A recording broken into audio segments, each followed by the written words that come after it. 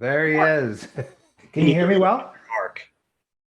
Yeah, nice to meet you, Darren. Likewise, Uh, likewise. For the record, is it LaFrance or LaFrance? Are you classy? LaFrance is, I mean, because LaFrance is like, I'm a Franco-Manitobain from Manitoba, central Canada. So LaFrance or LaFrance, either way, or LaFrance. From Manitoba, do you have the Order of the Buffalo Head honor yet bestowed on you? No, I don't. But I still have a lot of family there. Yeah. So, oh, there's our Zoom meeting. I have a lot of family.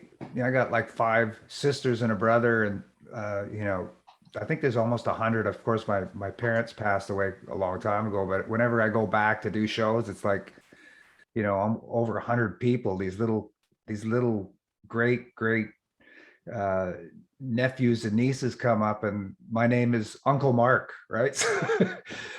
It's quite entertaining. Multi-platinum Uncle Mark. Uh, so you fall into you check all the boxes for me, and by that I mean you've been on all these albums that everybody hears every single day, yet doesn't necessarily know it's you that was Uh, performing on them. And I love being able to tell the stories, or at least get the stories related to all that, because background vocalist, drummer, solo artist, you've composed for a lot of projects outside of your albums and other people's albums per se. I believe it's Scholastic that you composed a lot of stuff for.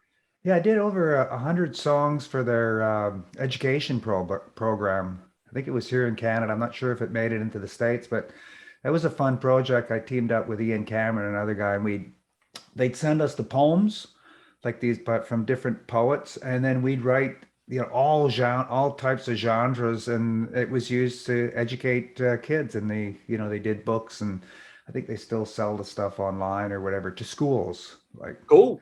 yeah. Well, so that said, I was looking because I started writing a book about David Lee Roth, and I was trying to figure who Ah, haven't I spoken with yet that has worked with Roth. And I was looking through the credits of A Little Ain't Enough and said, backing vocals, Marc LaFrance. And I'm like, huh. yes. And then I saw Motley Crue on your Oh credit yeah. and went, oh, he's a Bob Rock guy. Is that correct? Well, yeah, I did a lot of stuff with Bob, but I did stuff with Bruce Fairbairn as well. I think I Mm, did Poison and the Scorpions and a variety of work with him. And you ended up, Little Mountain Sound was kind of like the center of the universe. When I moved here in 1980, I was in a band called Crocus out of Winnipeg, not to be confused with the the Crocus Swiss from, band Crocus yes, with yes. the K. Yeah. But ironically, this band Crocus had two ex Guess Who members in it. It had Bill Wallace and Greg Lescue. Greg Lescue was him and Kurt Winter were the original guitar players that replaced Randy Bachman, who ironically I've been playing and performing, working with, and recording with for the last 11 or 12 years. So it was.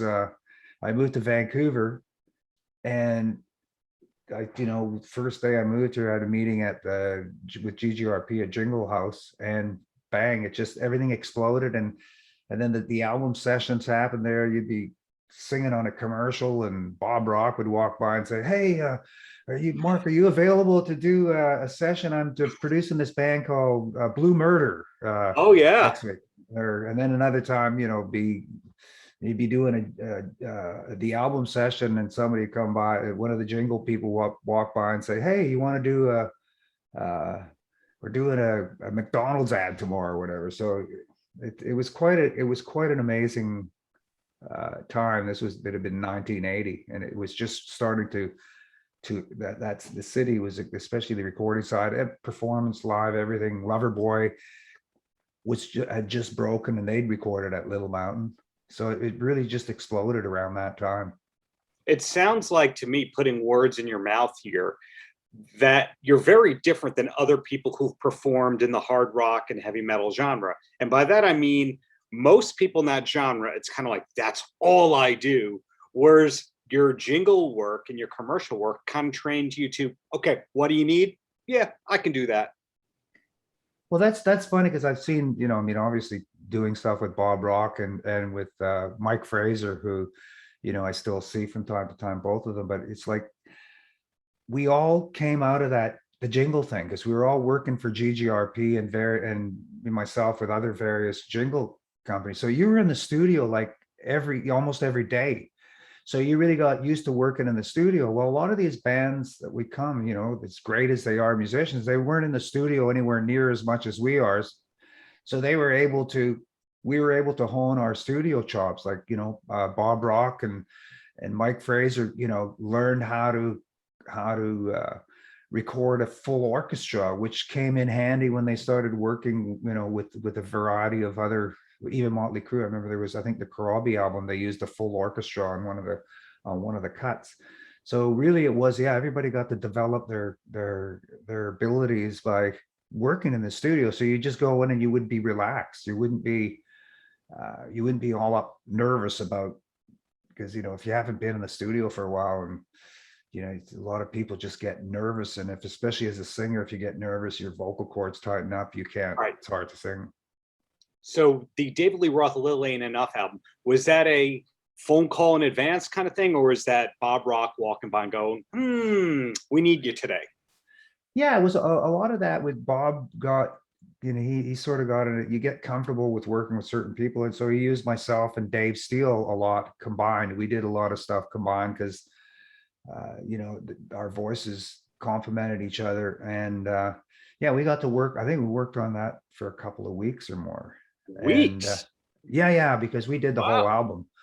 So because, you know, you go in one day and you'd be doing some stuff, and then they'd work on some other stuff. And of course you get, oh, can you come on in again? We want some, you know, we want to try some new stuff. And David was amazing to work with, because some of the other singers you didn't necessarily participate in the background vocals. But he'd come in and sing with us and do stuff. He was a very colorful, I mean, as you all know, he's very colorful and very super guy to work with. He's one of the guys that really stands out. He was just super friendly and charismatic. And of course he had, and Little Mountain was famous for the loading bay, which they used to, it was a huge room that they used for natural reverb. And it kind of gave Little Mountain sound there, famous for the drum sound there, because they used that room to feed it. And but he had his wall climbing set up in the loading bay, so it's pretty funny. And of course you'd have that every time you come to the session, in the loading bay, you'd get the wafts of the herb. Now, the herb has been referenced in other conversations that I've heard, but the climbing wall has not been referenced. That's incredible. Any idea how many feet or meters, if we're doing? And it was a pretty, yeah, it was probably, I think it was, I can't remember, it was a pretty good size loading bay that went up, you know, quite a few feet. So I don't know, maybe 50, I'm not sure what the exact measurements, but it was, you know, it was like a climbing wall, like, you know. And he'd mountain climb. He would go, like, he had this his mobile home that he had parked, that he had, I guess, to travel around. But he was a character too. The hotel room, instead of staying, he could afford any hotel, but he kind of chose this kind of weird hotel downtown Vancouver, and he blasted the wall out so he could turn it into a makeshift penthouse or something. But that's certainly one of the most you know, charismatic. And I mean that was funny. I mean, he had that studio, and I remember he told me, I did a solo album, Marc LaFrance album, that Paul Dean produced. Yes, from Loverboy. Yes, exactly. Great talented guy. Yes. Yeah, so he produced my album Out of Nowhere, which is available on all of the platforms, by the way. Thought I'd give myself a plug. Anyway, he had this amazing, I don't know, he just had amazing personality, just great guy. That's really great to hear that he was actually in the studio involved, because I've heard from other people he's recorded with that he wasn't there, that the producer said, okay, we're going to add in keyboards and backing vocals. So in this case, it sounds like Dave trusted the process. He trusted Bob to be leading the sessions. He was there. I mean, the whole time I was there singing, like I said, there were a lot of album sessions I did where the band didn't even didn't show up, not Motley Crue. Motley Crue, Nikki Sixx and Tommy Lee were pretty hands-on. They were really, really great to work with. But David Lee Roth he was singing. He got in there and sang with us and had some great ideas, and yeah, he was fun to work with.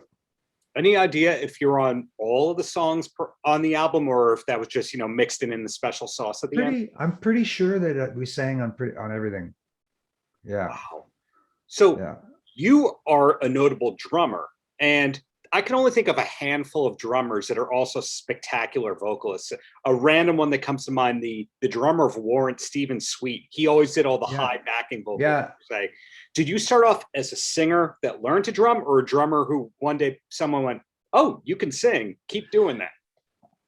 My first band, I played with older guys. So Jake Tapashaner is the guy who taught me how to play drums. Back in Winnipeg in the late '60s. It was like the Liverpool of North America. It was crazy. There was bands on every street. And anyway, Jake was this older, older than I was. So we'd always hang out his window, and he'd had drums, and he'd be playing along to the records. And if we were lucky enough, you got invited in, and I got to know him, and he kind of he had trying to put together a band, and he had just this other guy, Gordon Nunn, but they were looking for a guitar player, but they couldn't find a guitar player. So Jake learned how to play guitar, and he said to me, "Look at Mark, this isn't forever, but you're going to be our drummer till we find a guitar player." Well, that never happened. We kept playing. So I learned, and then he was amazed at how I had a high voice. So I started singing and drumming at the same time. It came hand in hand, because the Beatles and of course they got me to sing all the high parts. So That was actually going to be my next question. When I spoke Yeah. with the singer of Three Doors Down, the first album of Three Doors Down, he drummed and sang, and then they kind of realized, oh no, we needed a guy out front. So Yeah. they got another drummer. So I was asking him, I said, "So you were the drummer at the beginning. Can you drum and sing easily?" And he was basically saying, "Well, I don't know how guitar players play and sing. Drumming and singing is easy. For you, was it natural?" Yeah, it was a very natural thing. And I mean, I was practicing a lot. I remember singing a Yes tune, Long Distance Runaround, and the actual drumming is in 5/4, and the lead vocal is in 4/4.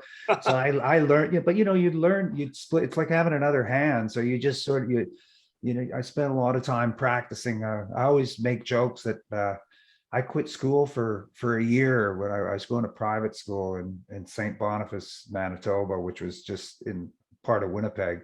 But I ended up quitting school for a year. We had a rehearsal hall, and all I did was listen to Frank Zappa's 200 Motels and Jimi Hendrix and all the tunes. And I just sit there with this big PA and practice all day.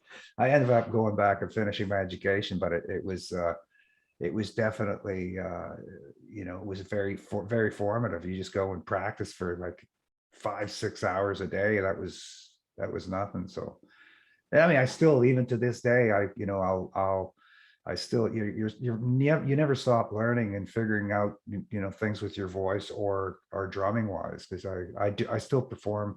Well, of course, with the pandemic, I haven't been able to perform as much now. Things are starting to pick up, but it really is, you always got to try to improve yourself. You can't just sit and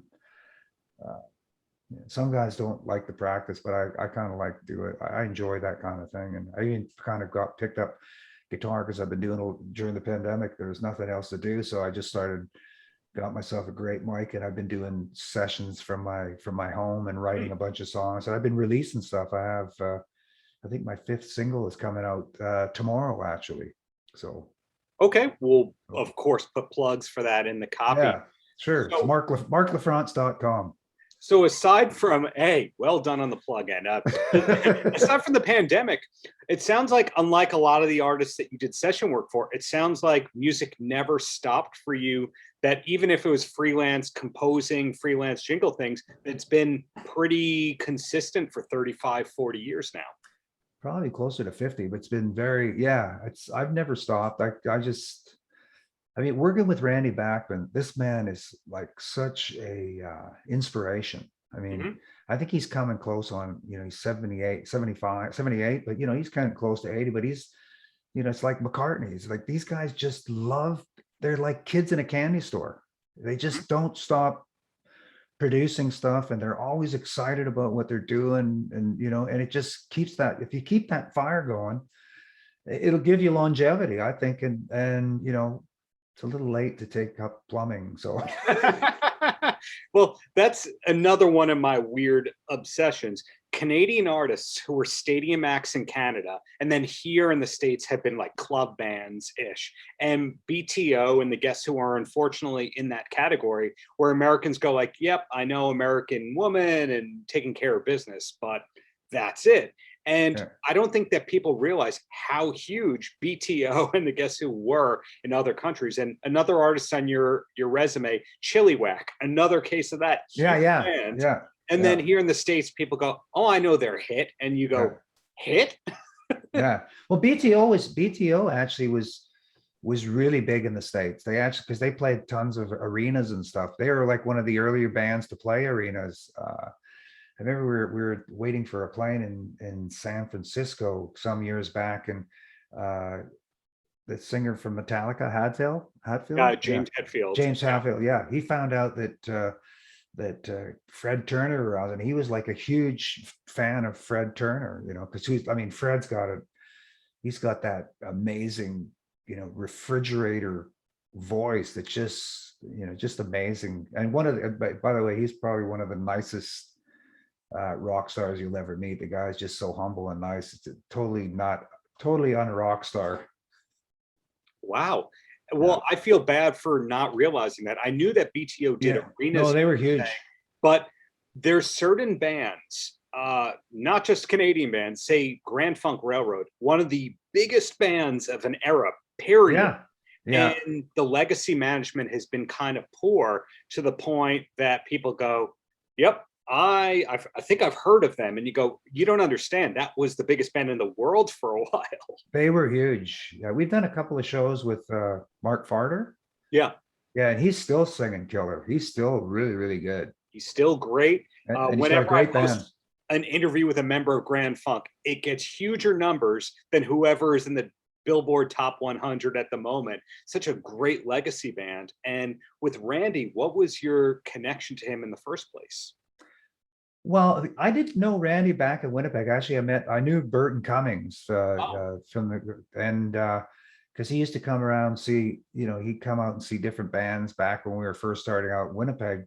And of course, when I played in Crocus, because we had Bill Wallace and Greg Lescue, I had, that was kind of our band got a lot of press in Canada anyway, and we did, all right. We had 2 albums out on Stony Plain Records, a smaller label out of Alberta that was distributed on London Records at the time. But when I moved to Vancouver, I met Randy not that long after, and we did some special events with him. And eventually Mick Delavie, who's my bandmate in, I have a corporate band as well, Cease and Desist. We play tons of corporate stuff. Great And name. we've been all over the world with that Yeah. particular band doing, it's a great cover band, fun band to play with. Well, he started playing with Randy, and then Randy about 12 years ago wanted to make its change, and he brought Brent Knutson and myself, who's another bandmate, in with Randy, and I've been working with him ever since. We're getting ready to we're doing the Legends Cruise coming up with Styx. Oh, yeah. And there's a whole huge Is this the lineup. Todd Rundgren one? There's that. There's No. Rock Romance. No, this is we've done the Rock Romance 2 years ago. Ironically, that was our last gig. We got home in February. That's when everything went crazy with the coronavirus, and we're heading out right around the same time in February to do this cruise. And I think Don McLean's on this, and Don Felder from the Eagles. Yeah. And Smoke on the Water guys. Yes. Wow. So, Just as you were doing that cruise, I was coming off of the cruise of Winnipeg native Chris Jericho around the same time. oh So wow. I was on a cruise, you were on a cruise, and the Yeah. world ended. Yeah, I know it's those cruises are a lot of fun though. Yeah. It's they're 5 days and especially we're having some pretty bad rains here. Actually, it's like we got a disaster happening here in British Columbia right now because we had these. It's probably similar to what happened in Seattle across the way. I'm not sure, but it's like really bad rains. And in February, it's nice to get away because it's a rainforest here. It's like it's no snow, but while there's snow in the mountains, of course, but it gets pretty rainy here. Yeah, you're in Canadian Seattle. That's the best. Yes, exactly. West Coast. Yeah.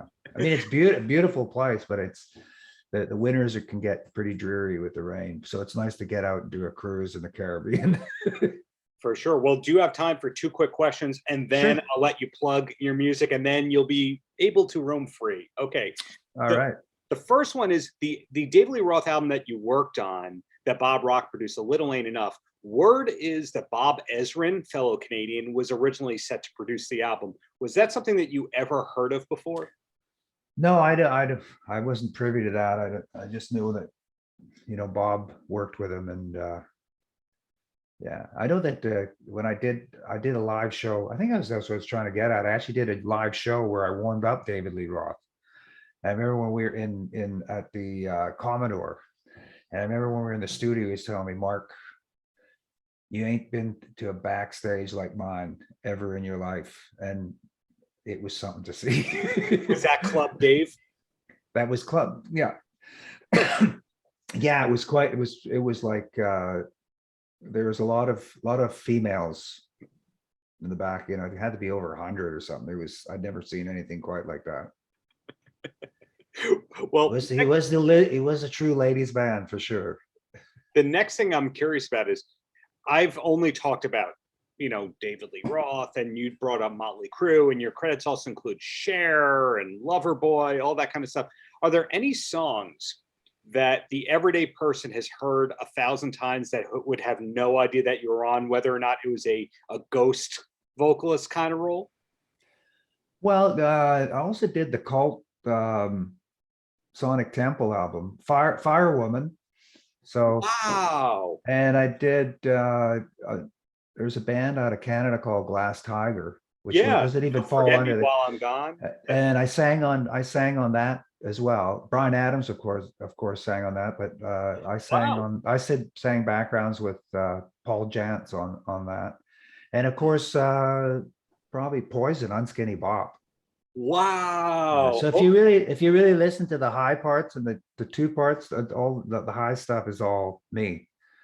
It's funny, some of those bands like and Bon Jovi too, Keep the Faith album, which I did. I mean, I paid and a lot of stuff was like union sessions or whatever, but some bands didn't like to give credits. They'd give you an extra special thanks, even though you're actually singing, like but that was the way it was. Like some bands didn't want to let their fans know that they had to bring in other people to do stuff on their records. I guess I don't know. It seems kind of silly, but hey, history is full of that kind of stuff. Absolutely, yeah. The people whose name is on it is not the person who actually wrote and or produced and or performed it. Exactly. But it doesn't seem like there's any sadness or bitterness on your end because you've No. always got stuff to do.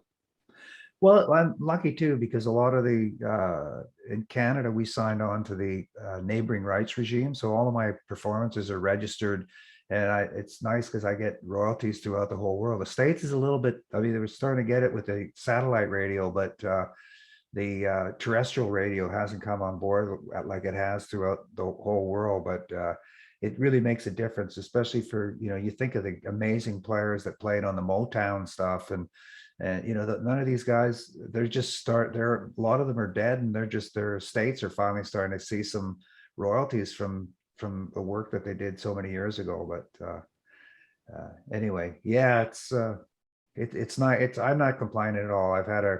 I continue to have a wonderful life and continue to create and love, performing music, and And it's nice to know that I've been involved in so much stuff, but you don't dwell on all that. You continue trying to do new stuff and enjoy living. Well said. Well, I appreciate your time, to say the very least. You said a new single might be coming out tomorrow. Give me the best ways that we as human beings can track your music and your career, please. Well, probably marclafrance.com, MARC,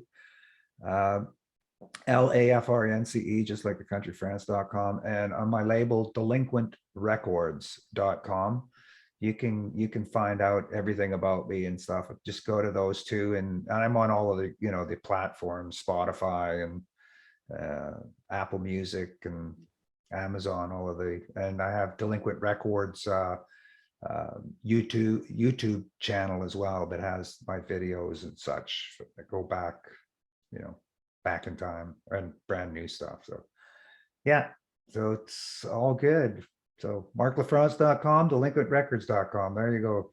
Paltrocast.